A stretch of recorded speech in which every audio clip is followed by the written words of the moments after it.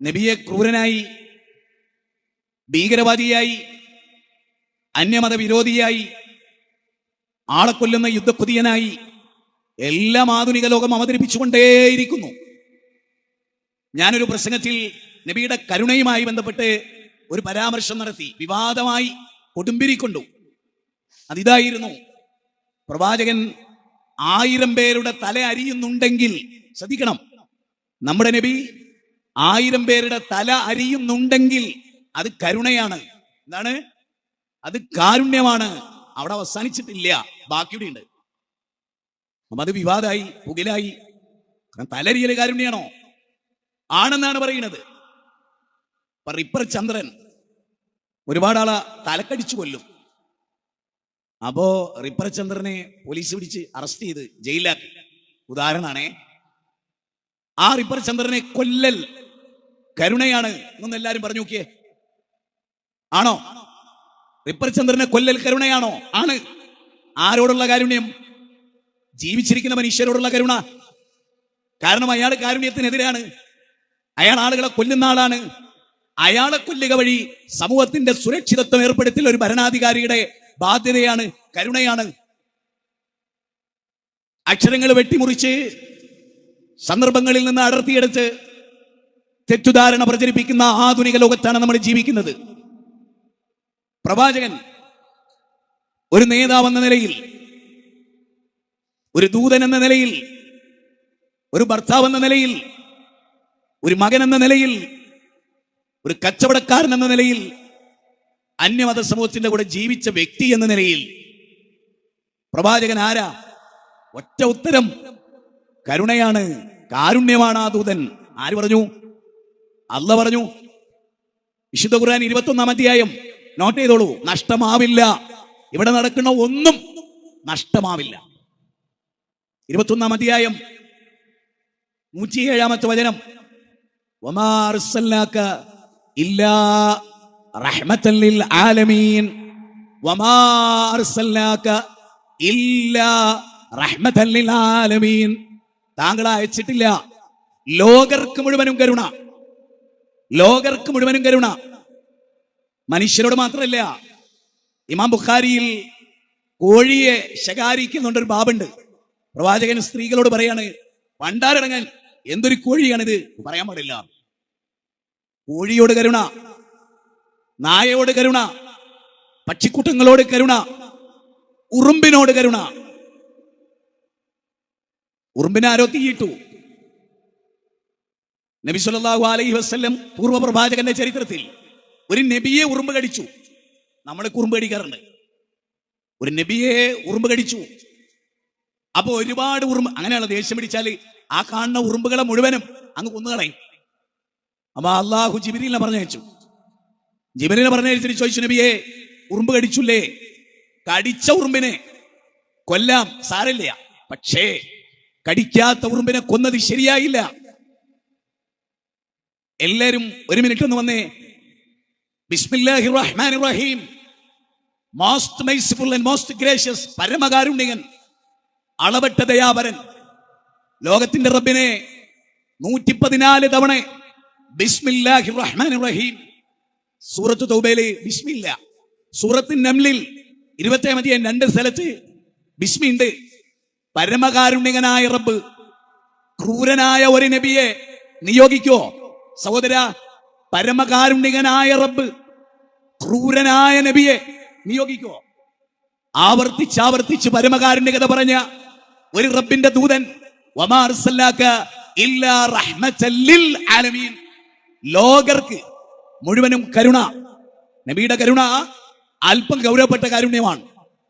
ചിലപ്പോൾ നമുക്ക് പെട്ടെന്ന് ലയിക്കില്ല.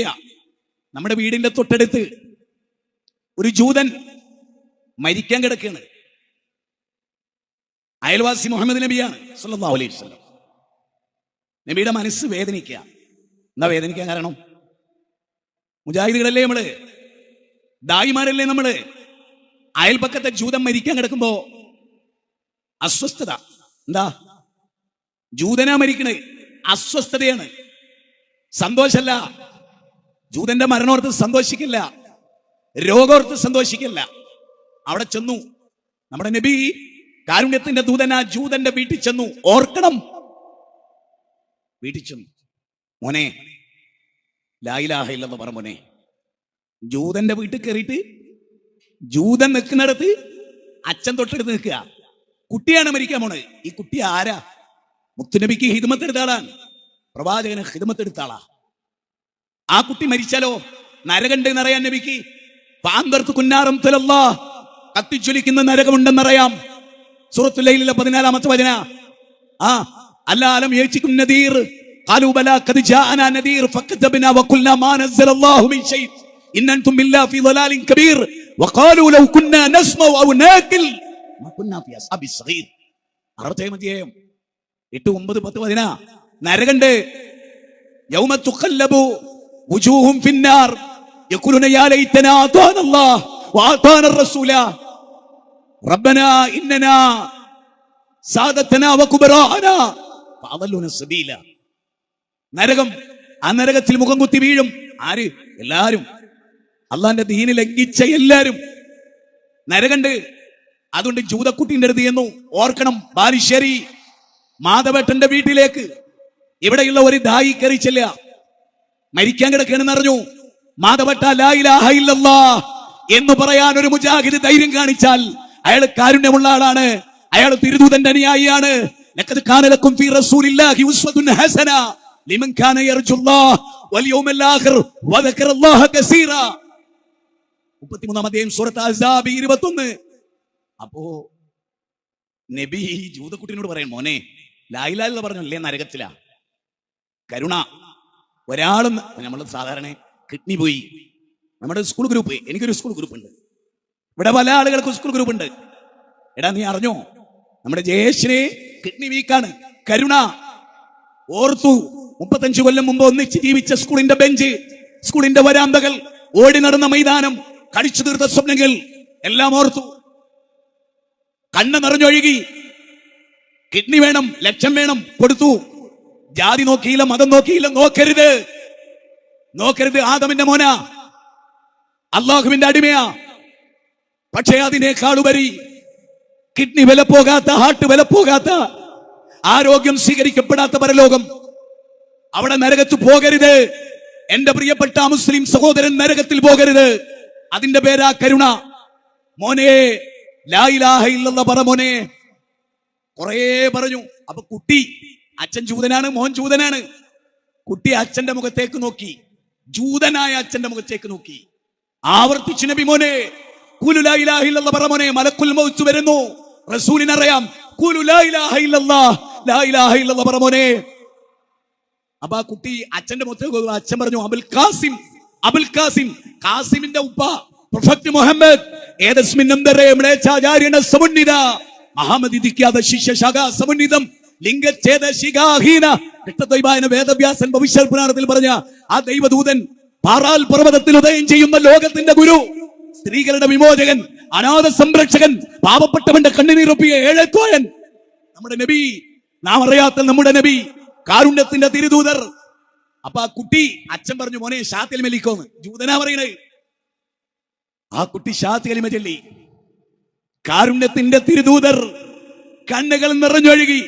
സമൃദ്ധമായ താടിരോമങ്ങളിലൂടെ കണ്ണുനീർ ചാലിട്ടൊഴുകി. ജുബ്ബക്കുപ്പായത്ത് നനച്ച് കണ്ണുനീർത്തുള്ളി ഭൂമിക്ക് ചുംബനം കൊടുത്തു. ഒരൊറ്റ വാചകം, അൽഹംദുലില്ലാഹ്.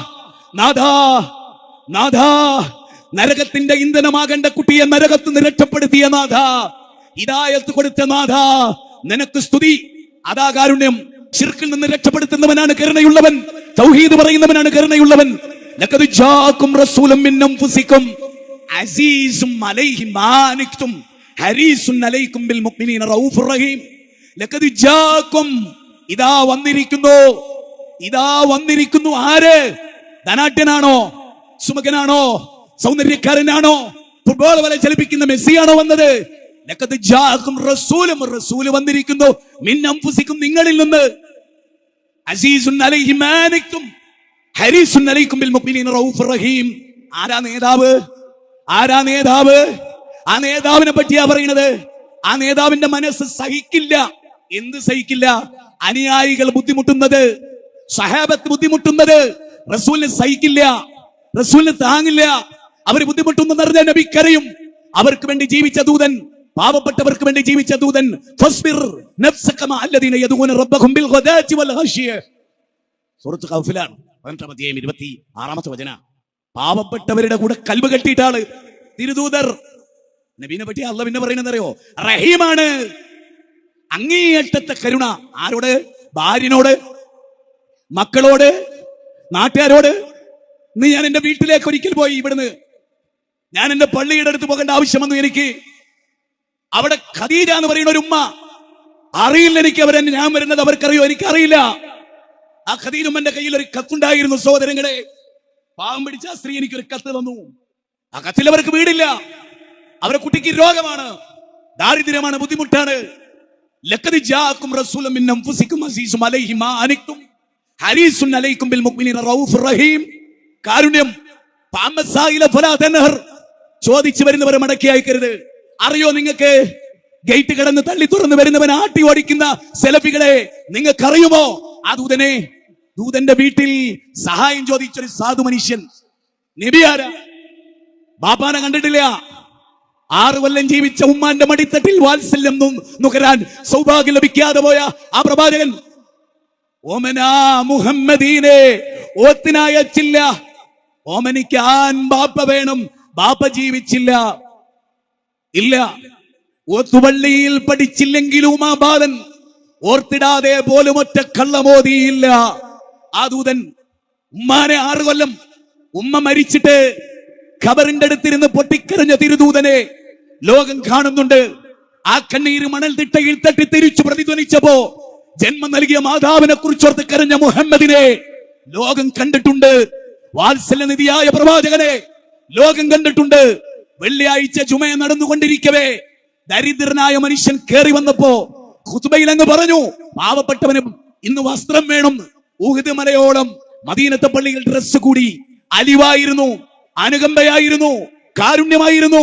കരുണാവാൻ നബി, മണിമുക്തി രത്നമോ ശ്രീനാരായണ ഗുരു അദ്ദേഹത്തിന്റെ മഹചരിതമാലയിൽ പറഞ്ഞ കരുണാവാൻ നബി, മണിമുക്തി രത്നമോ, അതായിരുന്നു നമ്മുടെ ദൂതൻ.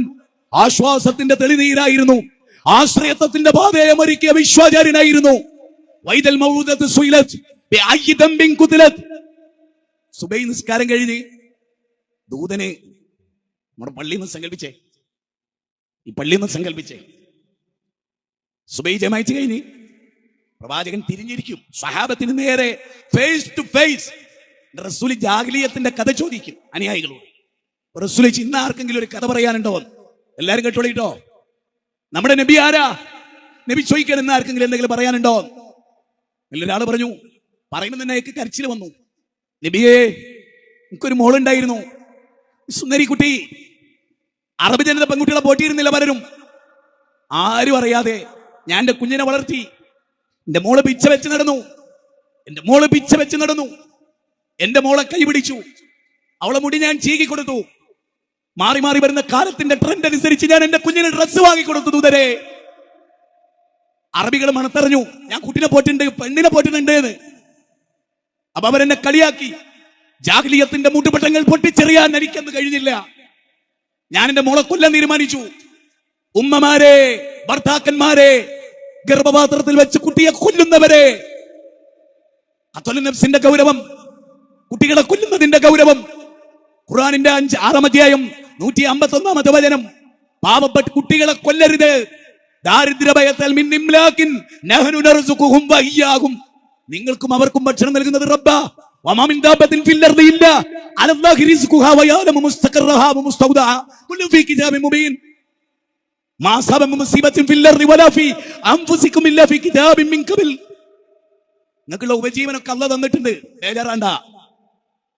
ആ 100 കണക്കിന് കുട്ടികളുള്ളവർ ജീവിച്ചിട്ടുണ്ട് ഭൂമുഖത്ത്. ഒരു മനുഷ്യന് 140 കുട്ടി അയാൾ ജീവിച്ചിട്ടുണ്ടെന്ന് ലോകത്ത്. കുറെ ഭാര്യമാര്, കുറെ കുട്ടികള് അവരിവിടെ ജീവിക്കുന്നുണ്ട്. അപ്പൊ ഈ മനുഷ്യൻ പറയാണ്, ഞാൻ എന്റെ കുട്ടീനെ കൊല്ലാൻ തീരുമാനിച്ചപ്പോ ഭാര്യനോട് എന്ത് പറയും? ഇവിടെ ഇരുന്നിട്ട് ഭാര്യയും ഭർത്താവും നീ ചിന്തിക്ക്. പച്ച ജീവിതത്തെ കുറിച്ചാ പറയുന്നത്, അഭ്രപാളികളിലെ സിനിമയെ കുറിച്ചല്ല. കൊല്ല ചെയ്യപ്പെട്ടതിന് ശേഷം 100 തവണ പിന്നെ ഈ സിനിമയിൽ അഭിനയിക്കുന്നതിനെ കുറിച്ചല്ല. അല്ല, ഭാര്യനോട് പറഞ്ഞു, എടി ഞാനും മോളൊന്ന് പുറത്തു പോവുക, രംഗൊന്ന് ആലോചിക്കണേ, പല സംഭവങ്ങളും വെച്ചിട്ട് ചിന്തിക്കണേ. ഞാനും എൻ്റെ മോളൊന്ന് പുറത്തു പോവുക. നിങ്ങൾ ആലോചിക്കണേ, ഞാനിങ്ങനെ ആലോചിക്കണം. നമ്മുടെ മോന്, നമ്മുടെ കുഞ്ഞുകുട്ടി ബാപ്പാന്റെ കൂടെ ചാടി പുറപ്പെടുക. എടീ, ഈ കുട്ടീനൊന്ന് കുളിപ്പിക്ക്, നല്ല ഡ്രസ്സ് ഇടീക്ക്. അങ്ങനെ ഡ്രസ്സൊക്കെ ഇട്ട് നമ്മുടെ മോള് ഒളി നമ്മളെ കൂടെ പോരുക. കൊണ്ടുപോവുകയാണ് ഒരു കുന്നിൻ ചരിവിലേക്ക്. എങ്ങോട്ടാ? കുന്നിൻ ചരിവിലേക്ക്. പാവം ചെറിയ കുട്ടിയാ, അറിയില്ല. മമ്മട്ടി ഉണ്ടായിരുന്നു ഉപ്പാടെ കയ്യില്, കൈക്കോട്ട്, പടന്ന, അങ്ങനെ പറഞ്ഞാൽ മനസ്സിലാവും എല്ലാവർക്കും. മണ്ണ് വെട്ടുമ്പോ, കൈക്കോട്ട് കൊണ്ട് മണ്ണ് വെട്ടുമ്പോ ആ മണ്ണ് ബാപ്പാന്റെ താടിയിലേക്ക് വീണു. പിച്ച വെച്ച് നടന്ന കുഞ്ഞ് എന്ന് ഉപ്പാന്റെ താടി വന്ന് കണ്ണുനീർ ഒപ്പിക്കൊടുത്തു. വീണ്ടും ആ മനുഷ്യൻ കുഴി കുഴിച്ചു. വീണ്ടും ഉപ്പാന്റെ താടിയിലും മുടിയിലും മണ്ണായി. നിഷ്കളങ്കമായ കുല്ലു മൗലൂദിൻ യൂലദു അലൽ ഫിത്ര, ജനിച്ചപ്പോ പരിശുദ്ധത പ്രാപിച്ച കുഞ്ഞ്. ആ കുഞ്ഞിന് അറിയില്ല എന്നെ കൊല്ലാനാണ്, എന്നെ നശിപ്പിക്കാനാണ്, എന്നേക്കുമായി എന്നെ കബറടക്കാനാണ് എന്ന് ആ പൈതൽ അറിഞ്ഞില്ല. കുഴി പൂർത്തിയായി. ബാപ്പ പിന്നെ മുഖത്തേക്ക് നോക്കിയില്ല, കഴിയില്ല. മോളെ പിടിച്ചെടുത്തു, കുഴിയിലേക്ക് എറിഞ്ഞു. കുഴിയിൽ കിടന്ന് ഉപ്പാ, പാപ്പി എന്നാ കുഞ്ഞ് വിളിച്ചോണ്ടിരുന്നു.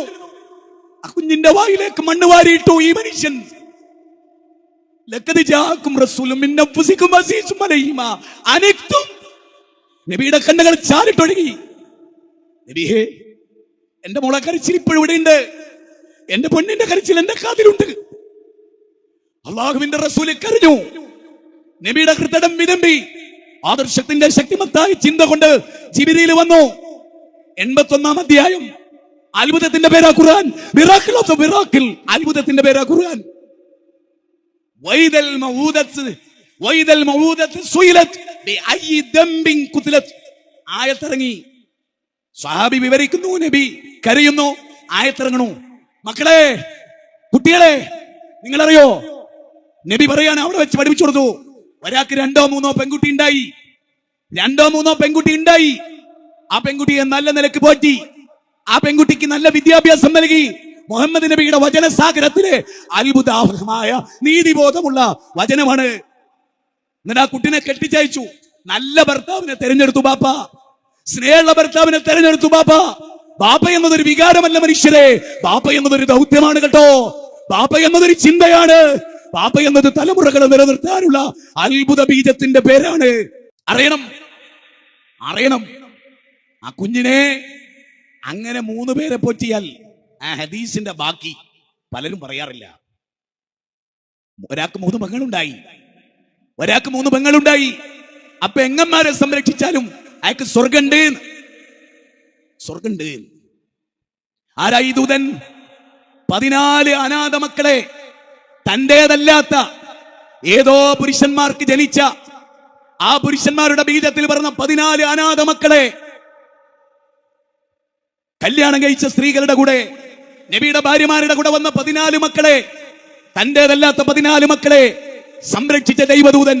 അറഅയ്തല്ലദീ യുകദ്ദിബു ബിദ്ദീൻ ഫദാലിക്കല്ലദീ യദ്ഉൽ യതീം വലാ യഹുല്ലു അലാ തുആമിൽ മിസ്കീൻ. ആരാ മതനിഷേധി? അനവഖഫിൽ യതീമി ഫിൽ ജന്നതി ഹകദാ. എന്താ ഇതിനർത്ഥം? തെരുവിൽ ഉപേക്ഷിക്കപ്പെട്ട ഒരു കുഞ്ഞിനെ, ഫലസ്തീനിലെ തെരുവിൽ ഉപേക്ഷിക്കപ്പെട്ട കുഞ്ഞിനെ, ലത്തൂരിലെ ഭൂകമ്പത്തിന് ശേഷം ഉപേക്ഷിക്കപ്പെട്ട മുർത്തസാലിയെ സ്വീകരിച്ചു. അനാഥ കുട്ടിയെ സ്വീകരിച്ചു, ഉള്ളകൈയിലെടുത്തു, സ്നേഹിച്ചു, താരാട്ടുപാടി. ആ കുഞ്ഞിനെ ഓർത്ത് കരഞ്ഞു. കാരുണ്യമാണ് മതം. അനാഥ മക്കളെ സംരക്ഷിക്കൽ കാരുണ്യമാണ്. 2 മക്കളെ പോലും സംരക്ഷിക്കാൻ കഴിയാത്തവരെ എങ്ങനെയുണ്ട് സ്വർഗം? എവിടെയാ സ്വർഗം? എങ്ങനെ പ്രവേശിക്കും ആ സ്വർഗത്തിൽ? തീർന്നില്ല. അള്ളാഹുവിന്റെ റസൂൽ സഹിച്ചില്ല. സ്വഹാബിമാര് നോമ്പിലാണ്, ചുട്ടുപൊള്ളുന്ന ചൂട്. എല്ലാരും ഓർക്കണം, അതെന്താ? അദ്ദീനു യുസ്റുൻ യുരീദുല്ലാഹു ബിക്കുമുൽ യുസ്റ വലാ യുരീദു ബിക്കുമുൽ ഹുസ്ർ. അള്ളാഹുവിന്റെ മതം പ്രയാസല്ല, നോമ്പാണ്. നബിക്കുണ്ട്, സ്വഹാബത്തിനുണ്ട്. നല്ല ചൂടാ, മരുഭൂമിയുടെ യാത്രയാ. നബിക്ക് തന്നെ സഹിക്കാൻ പറ്റണില്ല. ഓർക്കണം, ഉമ്മമാരെ ഓർക്കണം, ഭാരം ചുമക്കരുത് മക്കൾക്ക്. വെറുതെ ശല്യപ്പെടുത്ത മക്കളെ, എന്നിട്ട് ശപിക്ക, തള്ള തന്താന്ന് മക്കളെ കൊണ്ട് പറയിപ്പിക്കുക. നബി സല്ലല്ലാഹു അലൈഹി വസല്ലമ ഒരു ഉയരത്ത് കയറി നിന്നു. ഓർക്കണം, ഒരു ഉയരത്ത് കയറി നിന്നു. നോമ്പാണ് കേട്ടോ നമ്മുടെ ദൂതന്, കാരുണ്യത്തിന്റെ ദൂതന് നോമ്പാ. അദ്ദേഹം നോമ്പ് മുറിച്ചു. എങ്ങനെ മുറിച്ചു? എങ്ങനെ മുറിച്ചു? എങ്ങനെ മുറിച്ചു? ശക്തമായ നോമ്പ് നോറ്റ്, ശക്തമായ വെയില്. നബിക്കറിയാം സ്വഹാബത്തിന് സഹിക്കുന്നില്ലെന്ന് നബിക്കറിയാം. ലഖദ് ജാഅകും റസൂലും മിൻ അൻഫുസികും അസീസും അലൈഹി മാ അനിതും ഹരീസുൻ അലൈക്കും ബിൽ മുഅ്മിനീന റഊഫുർ റഹീം. നബി ഉയരത്തിൽ നിന്ന് നോമ്പ് മുറിച്ചു. അപ്പൊ കുറെ ആള് നോമ്പ് മുറിച്ചു, കുറച്ചാള് നോമ്പ് മുറിച്ചില്ല. അങ്ങനെയാ, നമ്മൾ അങ്ങനെയാ ഉസ്വാസ. അപ്പൊ നബി എന്താ പറയുന്നത്? മാഷാ അല്ലാഹ്, മുത്തക്കികൾ എന്നാണോ? ഉലൈക ഹുമുൽ ഉസാദ്, അവർ ധിക്കാരികളാണ്. അല്ല തന്ന ഇളവ് കാരുണ്യമാണ്. യാത്രക്കാരന് കസ്റ് കാരുണ്യമാണ്. ഫജാഹിദു ബില്ലാഹി ഹഖ ജിഹാദി വജ്തബാകും വമാ ജഅല അലൈക്കും ഫിദ്ദീൻ മിൻ ഹറജ്. സൂറത്ത് ഹജ്ജിലെ 78. ദീന് പ്രയാസല്ല. നബി സല്ലല്ലാഹു അലൈഹി വസല്ലം തീർന്നില്ല. നിസ്കരിക്കണം. മുആദ് റളിയല്ലാഹു അൻഹു, മുആദ് യമനിലെ ഗവർണറാ. അവ്വലു മാ തദഊം ഇലൈഹി ഷഹാദത്തു വല്ലാ ഇലാഹ ഇല്ലല്ലാഹ് യാ മുആദ്. അവ്വലു മാ തദഊം ഇലൈഹി ഷഹാദത്തു വല്ലാ ഇലാഹ ഇല്ലല്ലാഹ് യാ മുആദ്. മുആദേ, അവിടെ ക്രിസ്ത്യാനികളാ, അവളെ തൗഹീദിലേക്ക് ക്ഷണിക്കണം കേട്ടോ. അതാ കാരുണ്യം. സൂറത്ത് കഹ്ഫ് ചോദിയില്ലേ? ഓതിയിട്ടേ ഉള്ളൂ, ഹഖത്തിലാവത്ത് നിർത്തിയിട്ടില്ല. ഹഖത്തിലാവത്ത് നിർത്തിയിട്ടില്ല. അതിലെന്താ പറയുന്നത്? ജോർജിനോട്, സാറാമയോട്, ടീച്ചർമാരുണ്ട് ഈ സദസ്സിൽ, ക്രിസ്തീയ ടീച്ചർമാരെ കണ്ടിട്ടുണ്ട് നിങ്ങൾ ജീവിതത്തിൽ എപ്പോഴെങ്കിലും? അവരോട് തൗഹീദ് പറഞ്ഞിട്ടുണ്ടോ? നിങ്ങളെ വിശ്വാസം ശരിയല്ല, അതാ കാരുണ്യം. അല്ലാ പറയുന്നത്. എന്നിട്ട് തൊട്ടുതായ ആയത്തെന്താ? ആ ക്രിസ്ത്യാനി തൗഹീദ് സ്വീകരിക്കാത്തതിന്റെ പേരിൽ, ആ ജൂതൻ തൗഹീദ് സ്വീകരിക്കാത്തതിന്റെ പേരിൽ, ബൗദ്ധൈവ വിശ്വാസികൾ തൗഹീദ് സ്വീകരിക്കാത്തതിന്റെ പേരിൽ കാരുണ്യത്തിന്റെ ദൂതനെ പറ്റി അല്ല പറയാ.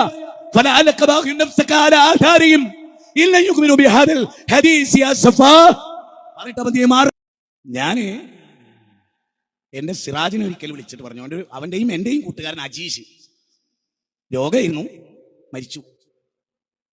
മരിച്ചപ്പോ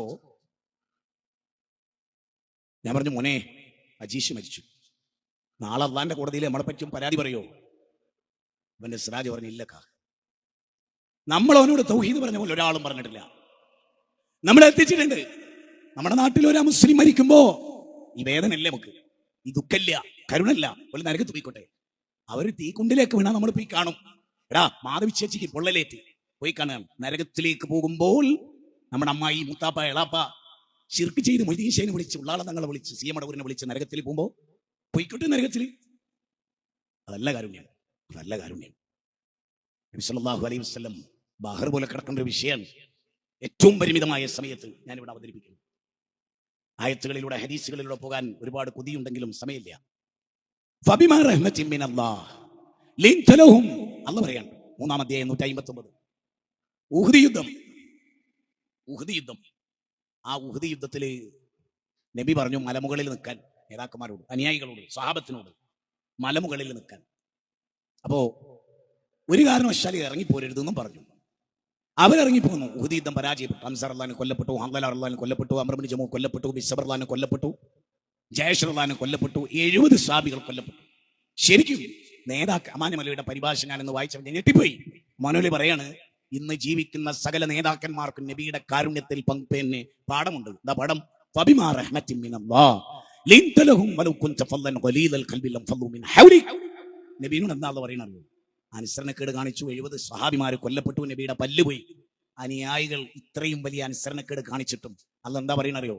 അള്ളാന്റെ മഹത്തായ കാരുണ്യം കൊണ്ട് നീ അവരോട് കരുണ കാണിച്ചു, പരുഷ സ്വഭാവിയായില്ല, കഠിന ഹൃദയനായില്ല. അവരെ മീറ്റിംഗിൽ എഴുതിയിരുത്തണം. ധിക്കാരിയാന്ന് പറഞ്ഞ് തള്ളിവിടരുത്. തള്ളിവിട്ടവൻ പിശാചിന്റെ കയ്യിൽ പോവും. അതിന് നമ്മൾ കാരണമാകരുത്. ഖുർആനാണ്, നബിയുടെ കരുണയാണ്. തായിഫ് പോയി 10 ദിവസം നബി അവർ കല്ലെറിഞ്ഞു.